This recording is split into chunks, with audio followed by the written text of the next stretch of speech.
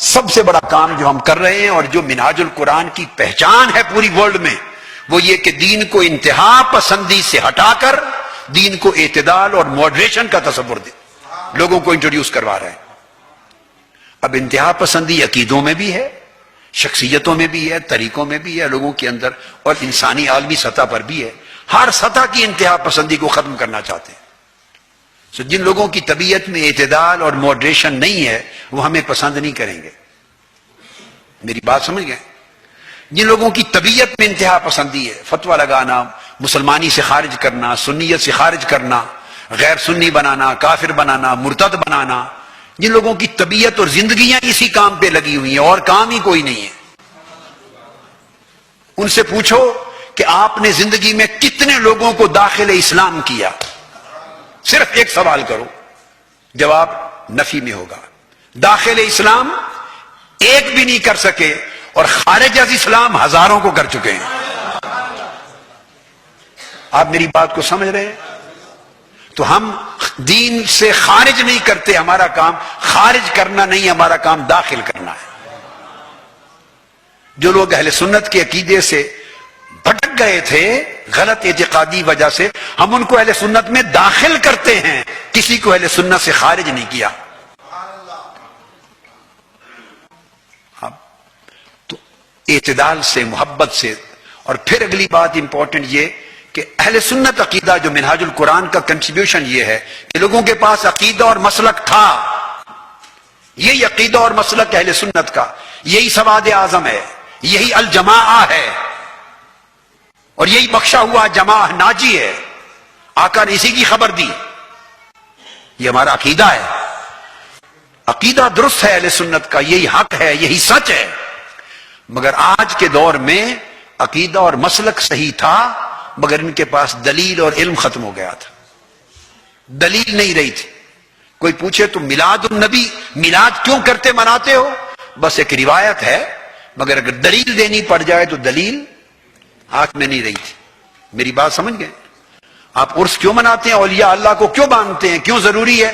ایک روایت، ٹریڈیشن ہے، بزرگ مانتے چلے آ رہے ہیں، مگر کوئی قرآن و سنت سے علمی دلیل پوچھے تو دلیل، کیا میری بات درست ہے؟ دلیل نہیں رہی تھی۔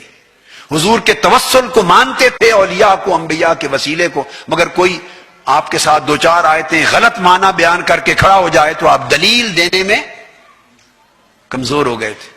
حضور کی شفاعت کو مانتے ہیں، عقیدہ صحیح ہے، مگر دلیل نہ رہ گئی تھی۔ الغرض اس عقیدہ اہل سنت پہ جو سواد اعظم کا مسلک صحیح اور عقیدہ حق کا ہے، اس پر ظلم یہ ہو گیا تھا کہ جنہوں نے اس کو مضبوط و مستحکم کرنا تھا انہوں نے صرف فتویٰ بازی کا کام اپنے ذمہ لے لیا، فقط فتویٰ بازی، بولنے سے فتوے، لکھنے سے فتوے، اور کوئی غرض ہی نہیں۔ آج کے لوگوں کی بولی کیا ہے، ضرورت کیا ہے، کس طرح نالج چاہیے، پوری ورلڈ میں گڑھے کی مچھلیاں بن گئی تھی، تالاب کی مچھلیاں، انہیں خبر ہی نہیں کہ تالاب سے باہر بھی کوئی دنیا ہے۔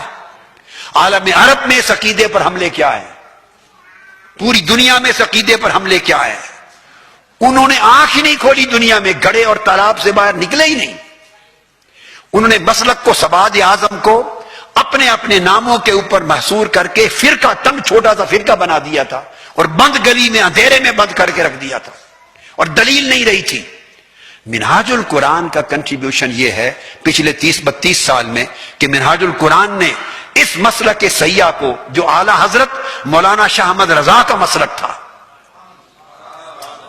جو حضرت شاہ ولی اللہ محدث دہلوی اور شاہ عبدالعزیز محدث دہلوی کا مسلک تھا، جو حضرت شیخ عبد الحق محدث دہلوی کا مسلک تھا، جو حضرت مجدد الفسانی کا مسلک تھا، جو حضرت قاضی ثناء اللہ پانی پتی کا مسلک تھا، جو علامہ فضل حق خیر آبادی کا مسلک تھا، جو خواجہ اجمیر حضرت قطب الدین مختار کاکی، خواجہ نظام الدین اولیاء، بابا فرید الدین گنج شکر، حضرت غوث بہاؤالدین زکریا ملتانی، سرکار سیدنا غوث العظم جیلانی سے لے کر اوپر خلفائے راشدین تک، امام اعظم، امام مالک، امام شافعی، احمد بن حنبل، سب کا یہی مسلک تھا۔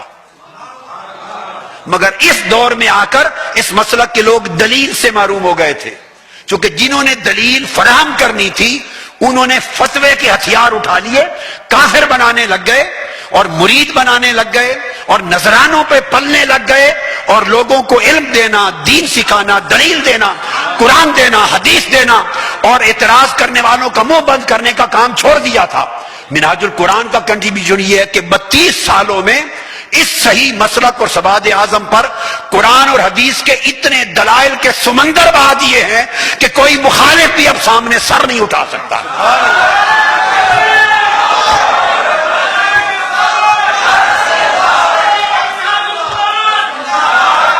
آپ اگر کوئی میلاد کی بات کرے تو ہزار صفحات پر مشتمل میلاد پر قرآن و حدیث کے دلائل کی کتابیں دے دی ہیں آپ کو۔ کوئی حضور کے توسل کی بات کرے تو آدھے درجن سے زائد صرف وسیلے کے موضوع پر قرآن اور حدیث کے ہزارہا دلائل پر مشتمل۔ قرآن اور حدیث سے باہر کوئی بات نہیں کی تاکہ کوئی رد نہ کر سکے۔ جو بات کی قرآن سے کی، جو بات کی صحیح بخاری سے کی، جو بات کی صحیح مسلم سے کی، ابو داؤد سے کی، ترمذی سے، صحاح ستہ سے، دلائل سے کی، جرح و تعدیل کے ساتھ کی، اسناد کے ساتھ کی، پھر ائمہ تفسیر سے بات کی، یعنی چھوٹے درجے کے حوالے، بولیے چھوٹے درجے کے حوالے کہ جن پر کوئی انگلی رکھ سکے۔ اس لیے مخالفت کوئی دوسرے عقیدے والا ہماری لاکھ کرتا پھرے، مگر آج کے دن تک الحمدللہ ہماری کئی ہوئی بات پر کوئی انگلی نہیں رکھ سکا کہ یہ بات غلط کی ہے۔ تو توسل کی بات ہو تو ہم نے دلائل کے سمندر دے دیے، شفاعت کی بات ہو تو دلائل کے سمندر دے دیے، میلاد کی بات ہو تو سمندر دے دیے، اولیاء و صالحین کی شان کی بات ہو تو سمندر دے دیے، شان اہل بیت کی بات ہو تو درجنوں کتابوں میں دلائل کے سمندر دے دیے، شان صحابہ کی بات ہو تو درجنوں کتب میں دلائل کے سمندر دے دیے۔